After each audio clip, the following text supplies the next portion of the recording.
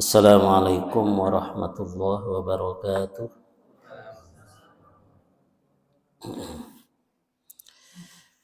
Bismillahirrahmanirrahim. Alhamdulillahi rabbil alamin. Alladzi manna 'alal mu'minin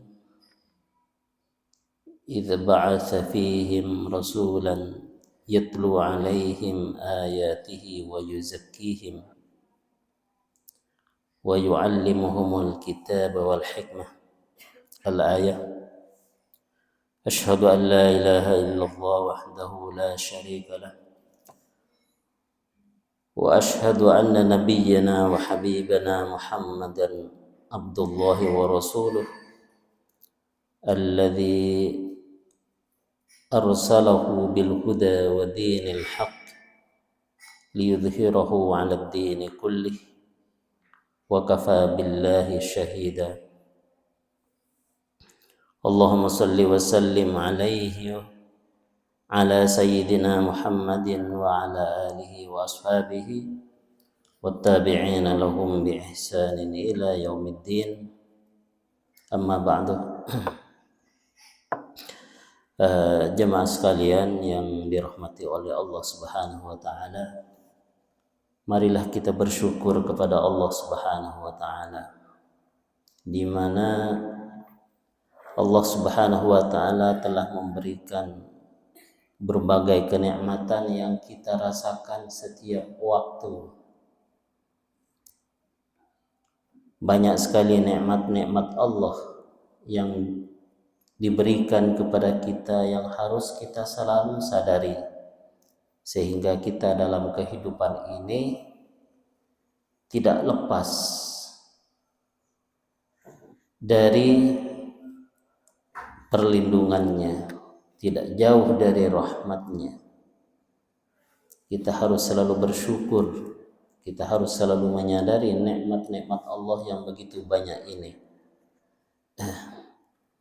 sehingga kita dapat menjalankan aktivitas, ya, kegiatan-kegiatan, baik aktivitas duniawi, kita bisa bekerja, berangkat kemana-mana dengan penuh kenyamanan. Itu nikmat, dan di antara nikmat yang begitu besar yang diberikan oleh Allah, yaitu kita dijadikan orang yang beriman, dijadikan orang Islam. Itu nikmat yang paling besar yang diberikan oleh Allah kepada kita. Hadirin bapak-bapak, ibu-ibu yang dimuliakan oleh Allah Subhanahu wa taala, kemudian juga sholawat dan salam semoga selalu tercurah limpahkan kepada Nabi kita, yaitu Nabi besar Muhammad sallallahu alaihi wasallam, dan juga segenap keluarganya dan para sahabatnya dan tabi'in serta seluruh orang-orang yang mengikuti petunjuk mereka hingga hari kiamat, yang insya Allah juga kita semoga termasuk dalam kelompok mereka, orang-orang yang mengikuti petunjuk, mengikuti hidayah mereka yang dulunya mereka selalu perjuangkan, dan insya Allah kita juga selalu memperjuangkan, ya, hidayah yang mereka juga perjuangkan insyaallah. Hadirin hadirat yang dimuliakan oleh Allah Subhanahu wa taala. Alhamdulillah juga kita diberikan kesempatan oleh Allah Subhanahu wa taala. Nikmat yang diberikan oleh Allah pada saat ini, alhamdulillah, kita gunakan untuk kebaikan insyaallah.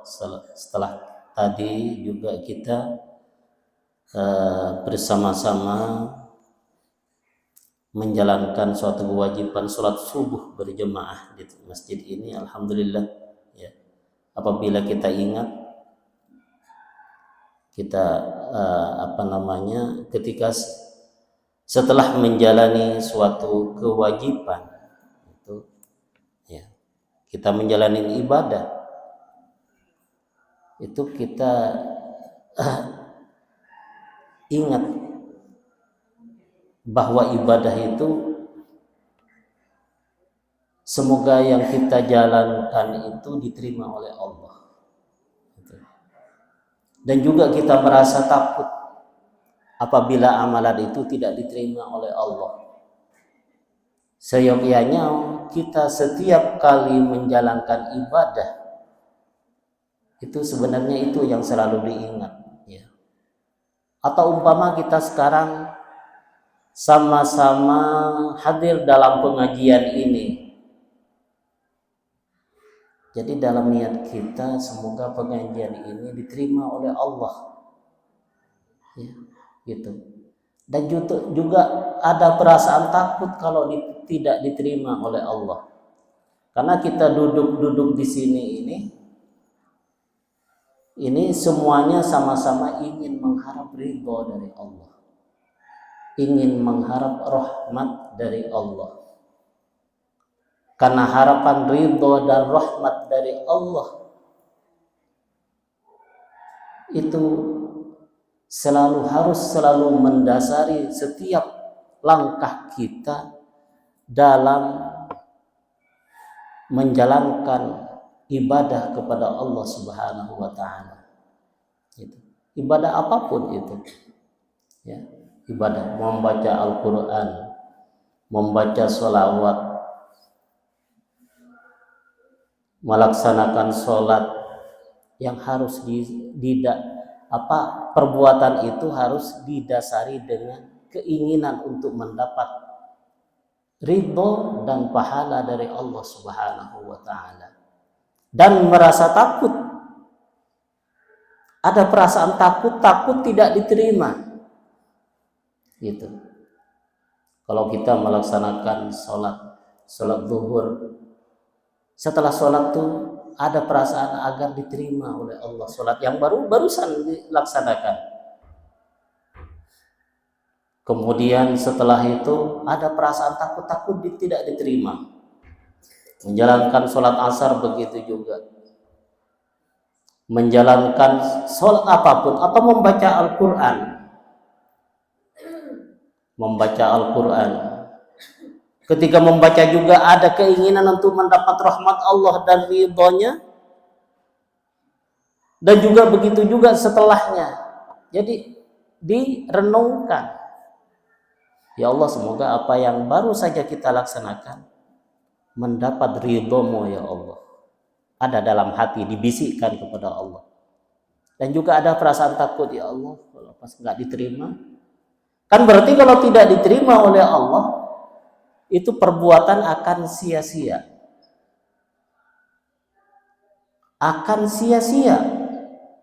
Nanti di hadapan Allah Subhanahu wa taala ternyata amalan-amalan itu zong. Na'udzubillah. Zong, tidak ada apa-apa. Mengapa? Karena Allah tidak diterima. Mengapa Allah tidak menerima? Mungkin karena syarat-syarat untuk diterima itu kurang. Tidak melaksanakan perbuatan itu sesuai yang dikehendakinya. Itu sesuai yang dikehendaki oleh Allah Subhanahu wa taala. Takut. Jadi antara mengharap ridho Allah dengan takut tidak mendapat balasan dari Allah itu ada setiap kali kita melaksanakan perintah-perintah Allah Subhanahu wa taala. Itulah yang diajarkan oleh baginda Nabi kita, Nabi besar Muhammad sallallahu alaihi wasallam. Begitu indah petunjuk beliau. Petunjuk beliau yang sudah mengajarkan berbagai nilai-nilai kepada kita, sehingga kita dalam kehidupan dunia ini tercerahkan, ya, tercerahkan. Jadi kita bisa mengetahui mana yang benar dan mana juga yang harus dijauhin yang salah. Bagaimana kita beramal? Seharusnya beramal dengan demikian agar amal kita itu tidak sia-sia di sisi Allah Subhanahu wa taala.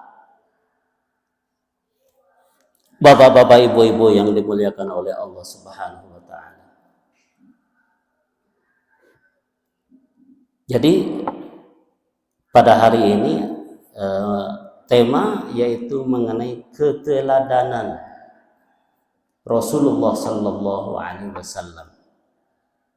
Yang harus kita dijadikan teladan yaitu hanyalah sosok Rasulullah sallallahu alaihi wasallam pada hakikatnya. Sosok beliau, karena apabila kita menjalani hidup ini dengan meneladani, mengikuti apa yang ada pada diri Rasulullah sallallahu alaihi wasallam, maka insya Allah selamat hidup kita, dan kita nanti di hadapan Allah akan mendapat keselamatan dan kesejahteraan apabila kita mengikuti petunjuk yang telah diajarkan oleh Rasulullah sallallahu alaihi wasallam. Mengapa demikian? Apakah ini ada dasarnya? Apakah kita mengikuti sumber-sumber yang lain untuk menjamin kehidupan kita selamat, menjamin kehidupan kita itu sejahtera di dunia dan di akhirat? Apakah kita mengikuti sumber lain? Jawabannya kita kembali pada firman Allah Subhanahu wa taala, yaitu wa in tuti'uhu tahtadu. Itu firman Allah. Wa in tuti'uhu, apabila kalian taat kepadanya, mentaati Rasulullah, tahtadu, maka engkau akan mendapat hidayah. Gitu. Jadi sebenarnya sebagai umat Rasulullah sallallahu alaihi wasallam itu banyak hak-hak yang harus kita penuhi terhadap Rasulullah sallallahu alaihi wasallam, dan hak ini sesuai dengan apa yang difirmankan oleh Allah dalam Al-Qur'an Karim. Gitu. Jadi ada hak-hak Rasulullah. Rasulullah sallallahu alaihi wasallam sebagai sosok nabi yang tidak pernah ada dalam sejarah manusia, dan bahkan tidak akan pernah ada seperti sosok beliau, tidak akan pernah ada, ya. Jadi memang benar-benar manusia yang luar biasa. Siapapun manusia itu tidak pernah ada seperti sosok Nabi Muhammad SAW, dan tidak akan pernah ada. Mengapa demikian? Rasulullah sallallahu alaihi wasallam yang hidup di tahun lebih dari 1400 tahun yang lalu, lebih, itu sampai sekarang masih diperbincangkan, dipelajari petunjuk-petunjuknya, sejarah-sejarahnya, bahkan hal-hal yang sepele dari beliau yang beliau kerjakan itu menjadi pembicaraan umat manusia seluruh dunia. Sekarang kita membicarakan tentang apa-apa yang berkaitan dengan beliau, yaitu keteladanan. Di tempat-tempat yang lain pun, baik negara Indonesia, ya, itu dibicarakan. Itulah sosok yang hebat, dan semua itu tidak lepas dari ketetapan dan ketentuan dari Allah Subhanahu wa taala. Begitu benar-benar ada pembahasan, penelitian, begitu banyak petunjuk-petunjuk beliau yang menjadi inspirasi hidup bagi umat manusia bahkan di zaman modern ini. Ya. Kadang-kadang banyak orang bertanya, ya, mengapa kaum muslimin sekarang ini berada di titik lemah dalam kemajuan, seperti ada di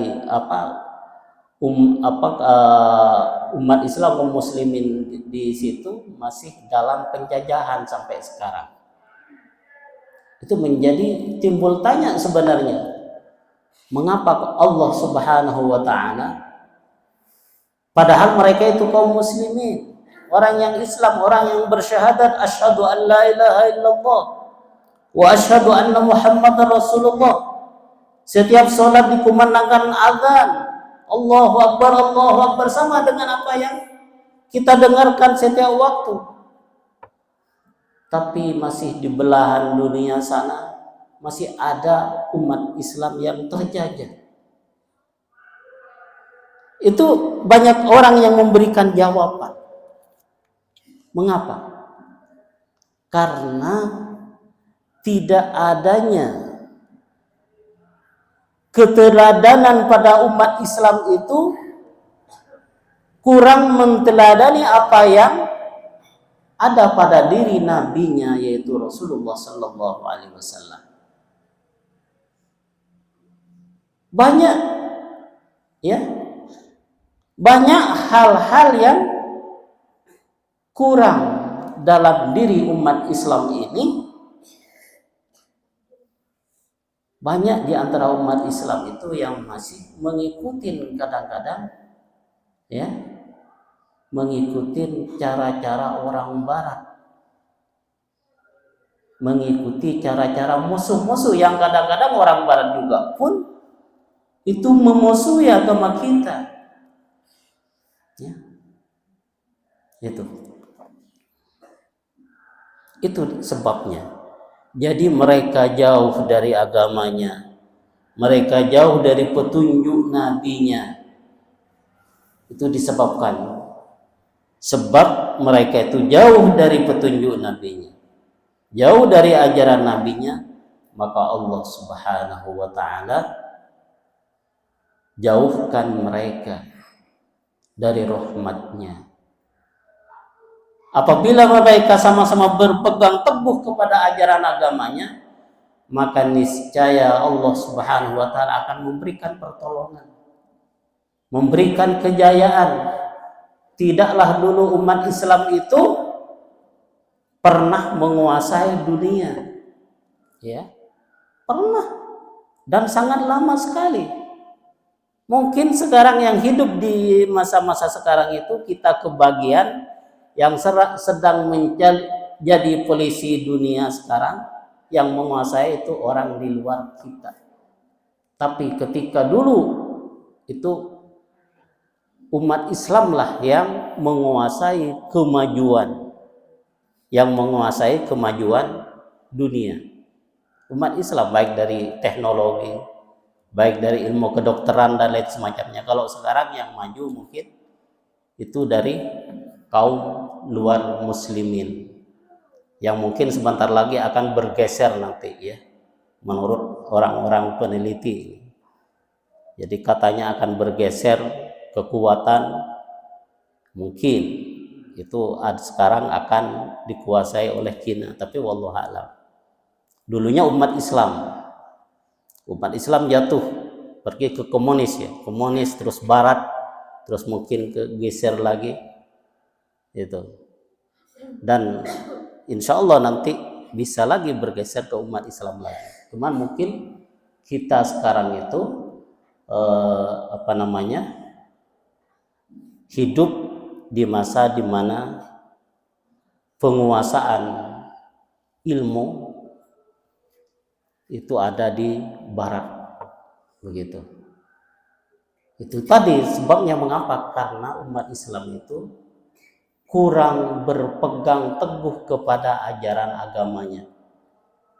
Apabila berpegang teguh kepada ajaran agamanya, maka niscaya Allah akan bukakan bagi umat Islam untuk menguasai kehidupan dunia, untuk menguasai kembali. Ini juga sudah dijanjikan oleh Allah Subhanahu wa taala di dalam Al-Qur'an.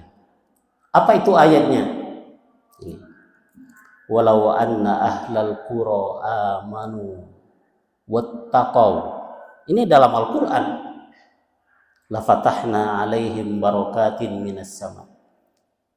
Seandainya, walau anna ahlal qura, seandainya penduduk negeri-negeri amanu, mereka beriman kepada Allah. Maksudnya iman itu dengan sebenar-benar iman sesuai dengan apa yang diajarkan oleh Nabi Muhammad SAW. Iman tapi tidak sesuai dengan apa yang diajarkan oleh Nabi. Bukan demikian.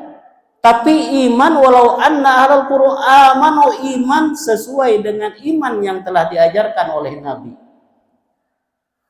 Apa baik? Bagaimana iman sesuai dengan ya banyak kita belajar keimanan. Rukun iman, dan iman harus bagaimana? Tawakal kepada Allah. Setawakal-tawakalnya apabila hati-hati umat Islam sama-sama iman dengan benar keimanannya, dan wattaqau, dan takut kepada Allah Subhanahu wa taala, menjalankan perintah-perintah Allah, dan apa yang dilarang oleh Allah Subhanahu wa taala dijauhin semuanya dalam suatu negeri ini. Bagaimana apabila demikian? La fatahna alaihim barakatin minas sama. Itu janji Allah. Niscaya aku akan bukakan kepada mereka keberkahan dari langit. Itu akan dibukakan oleh Allah Subhanahu wa taala keberkahan. Akan ada keberkahan dari langit kalau mereka sama-sama iman dan takwa kepada Allah Subhanahu wa taala. Iman dan takwa. Mengapa? Karena kalau keimanan dan ketakwaan itu ada dalam suatu negeri, maka suatu negeri itu akan menjadi negeri yang produktif. Tidak ada huru-hara, tidak ada pengerusakan di mana-mana seperti yang terjadi kemarin-kemarin. Ada kerusakan di mana-mana. Tidak akan maju suatu negara apabila ada pengerusakan, tidak akan. Mengapa? Itu sudah di luar aturan-aturan yang diturunkan oleh Allah kepada Nabi Muhammad SAW. Pengerusakan. Bagaimana dalam Al-Quran? Sudah ada dalam Al-Quran. Wala tufsidu fil ard. Dan jangankan kalian itu berbuat kerusakan di dalam bumi. Itu tidak boleh.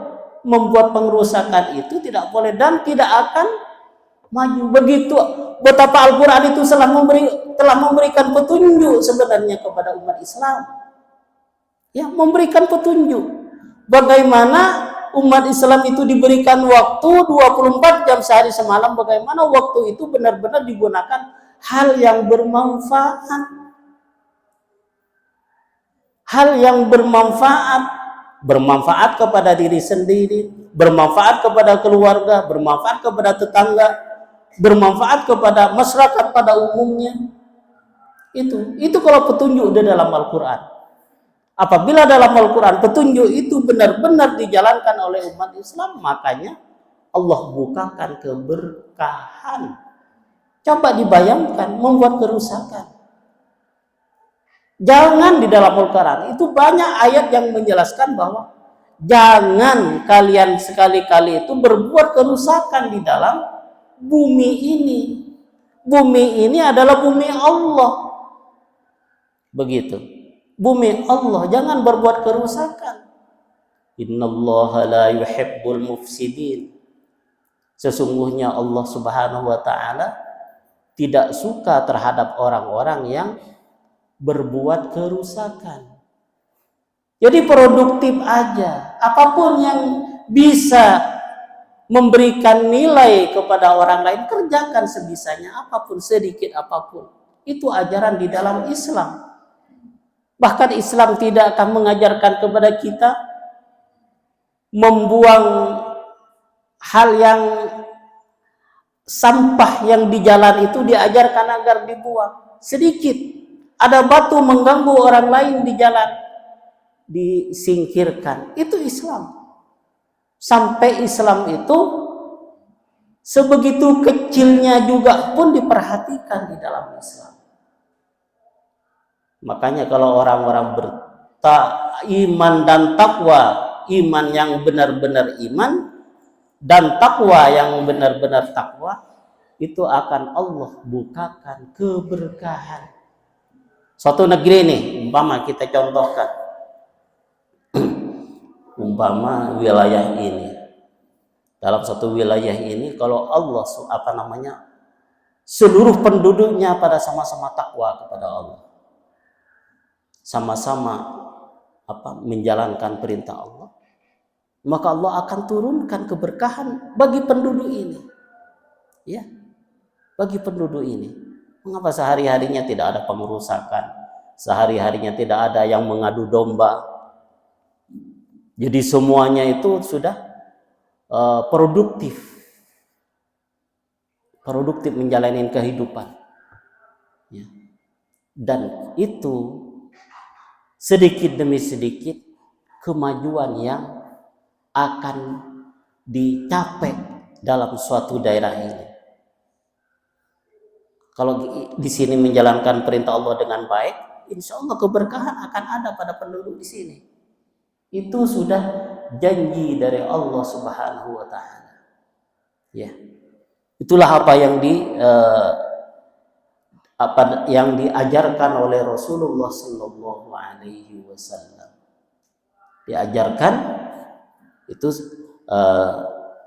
beliau sebagai sosok yang harus menjadi teladan bagi kita, teladan bagi kehidupan kita. Jadi meneladani Rasulullah Sallallahu Alaihi Wasallam sampai di zaman modern ini, maka kita akan terselamatkan dalam kehidupan dan kita akan mencapai apa yang kita inginkan. Percayalah apabila benar-benar dijalankan ajaran-ajaran Rasulullah Sallallahu Alaihi Wasallam.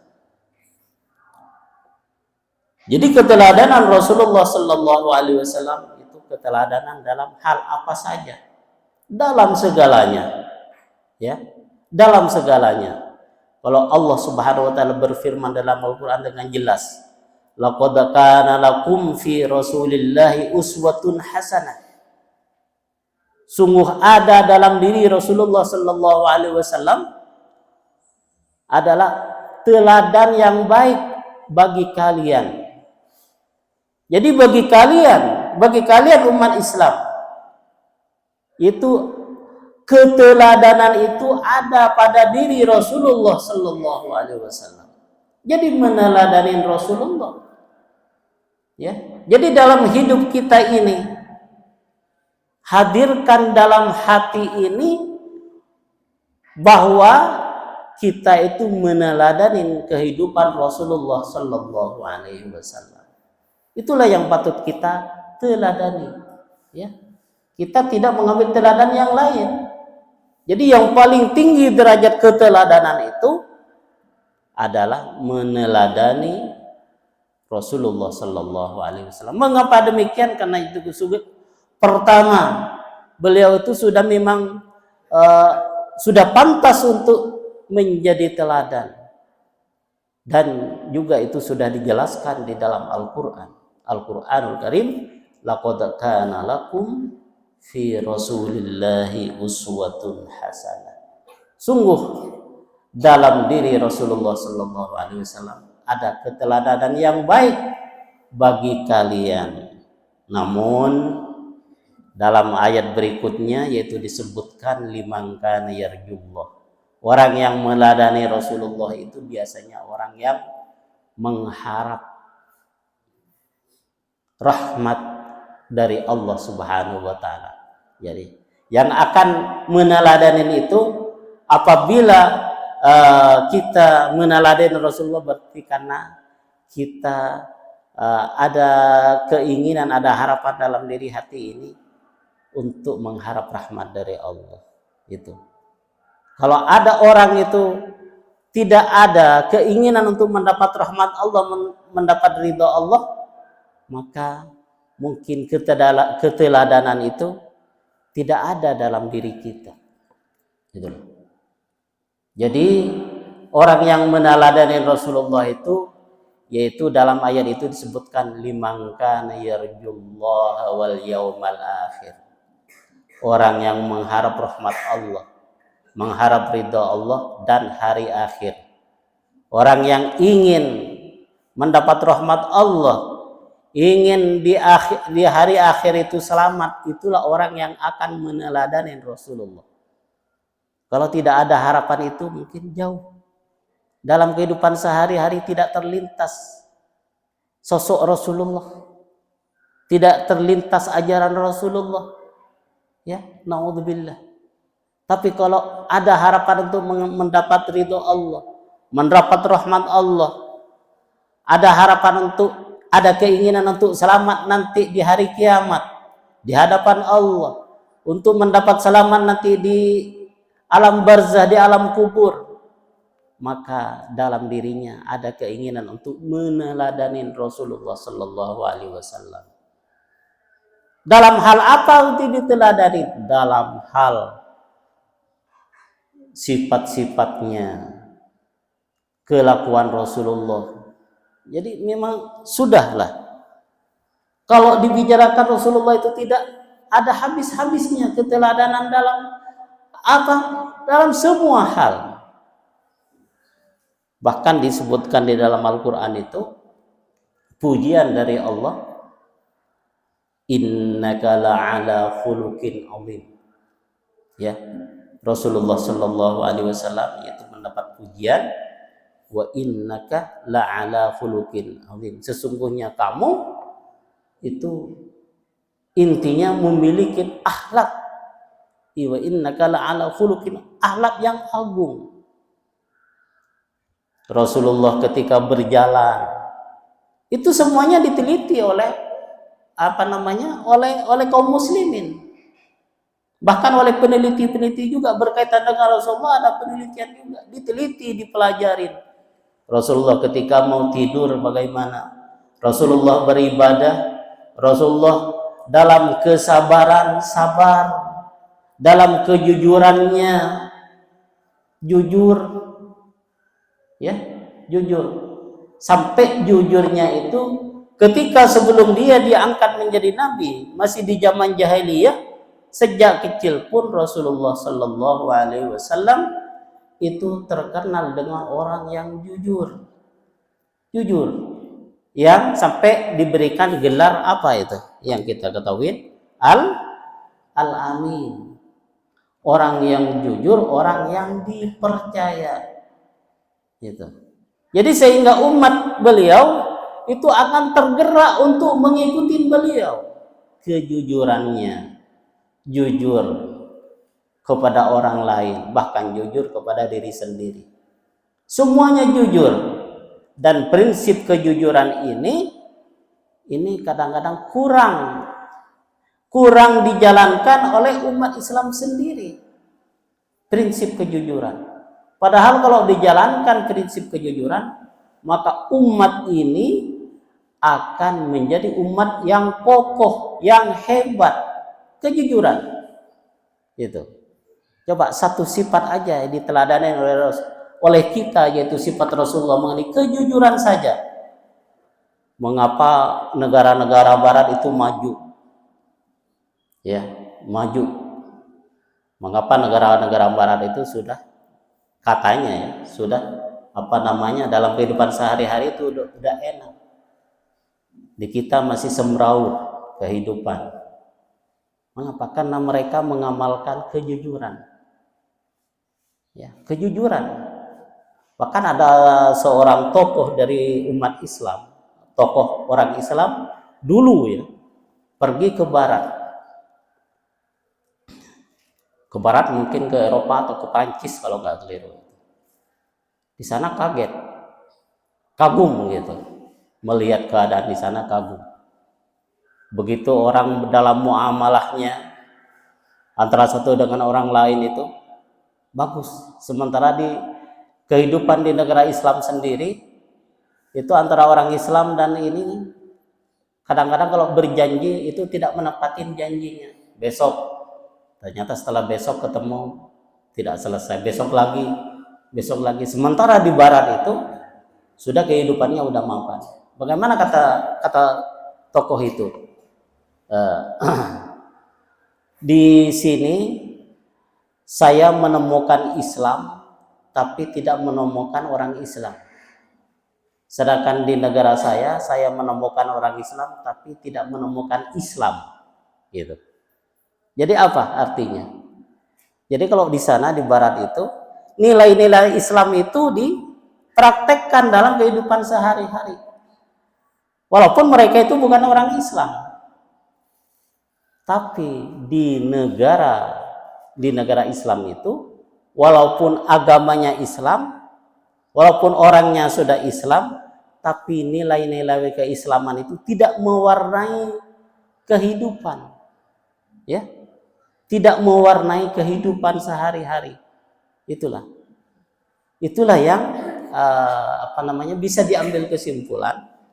Apabila Islam benar-benar dipraktekkan dalam kehidupan sehari-hari, maka kemajuanlah yang akan dicapai.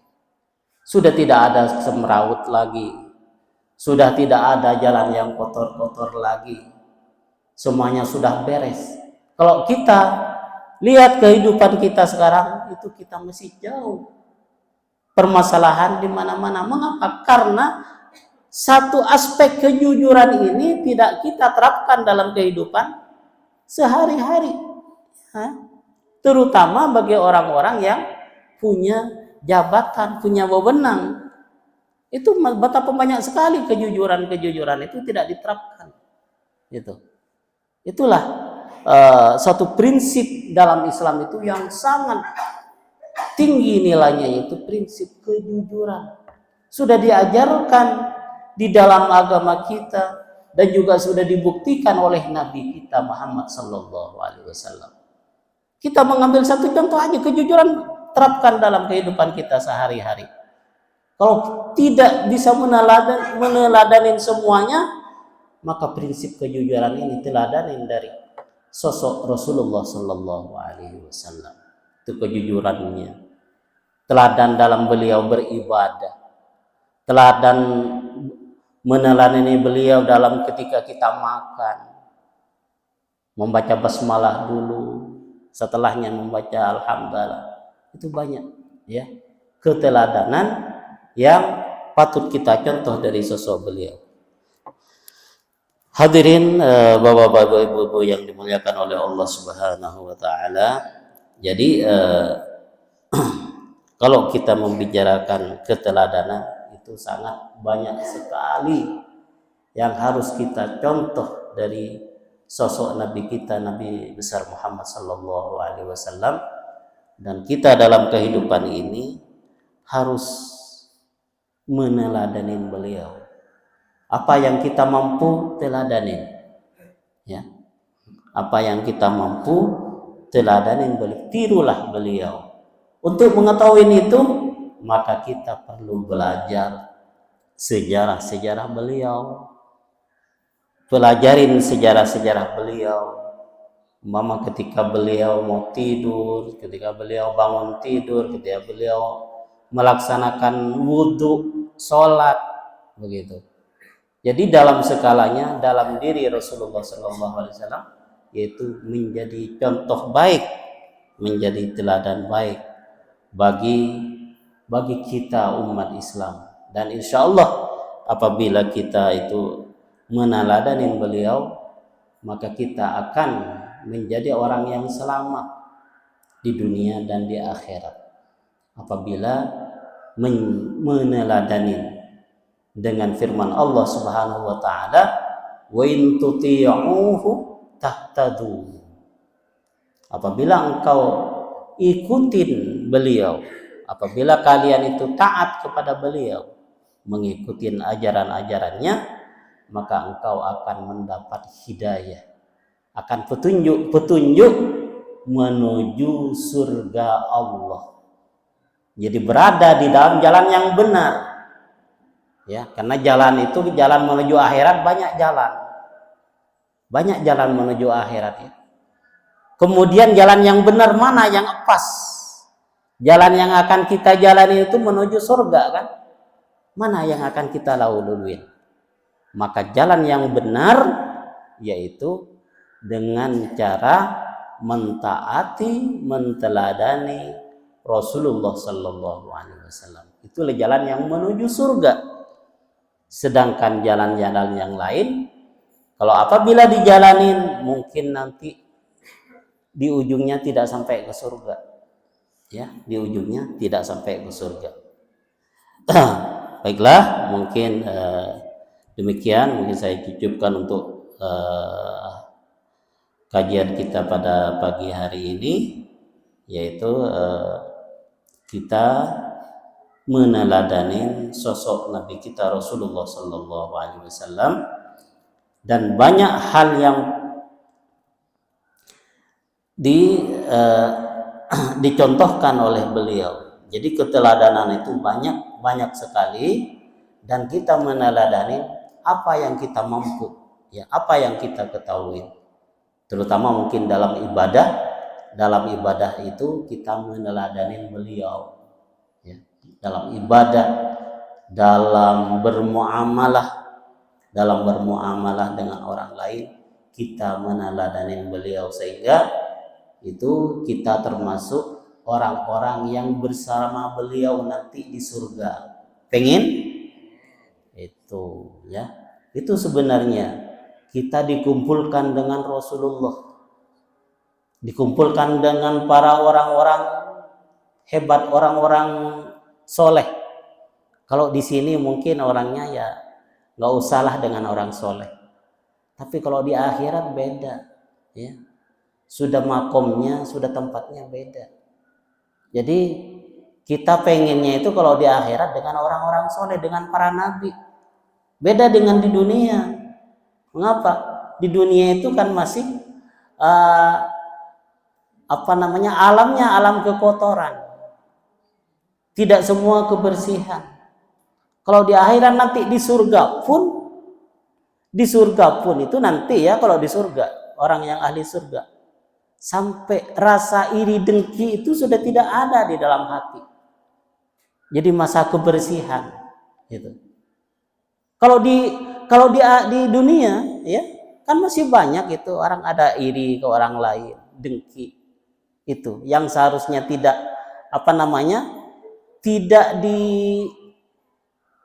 tidak dibiarkan dalam hati. Kalau ada rasa iri harus dibuang, karena setan itu datang. Seharusnya berarti kalau hidup di dunia itu ada iri dan dengki, itu masih ada iri dengki yang seharusnya itu penyakit, harus kita buang. Ada datang lagi, buang, langsung pikiran itu harus dipalingkan ke hal-hal yang lain, karena penyakit itu ya membuat penyakit, dan akan nanti mungkin menjadi penyakit bisa menjadi penyakit fisik. Kalau di akhirat nanti sudah tidak ada, Allah cabut semuanya. Jadi kehidupan di akhirat itu berbeda dengan kehidupan di dunia, sehingga mungkin keinginan nanti di akhirat itu kita ingin dikumpulkan dengan orang-orang soleh. Kalau di dunia banyak orang yang nggak mau berkumpul sama orang soleh, ya nggak? Ya udahlah dengan orang biasa gitu. Kalau sama-sama orang ulama, orang soleh, para nabi, apalagi itu nggak ada keinginan mungkin kalau di dunia ya. Di dunia itu. Mengapa? Karena alamnya alam kotor di dunia. Nanti kalau di akhirat itu kepengen sekali, karena sudah alamnya sudah berbeda. Gitu. Baik, kurang lebihnya mohon maaf. Assalamualaikum warahmatullahi wabarakatuh.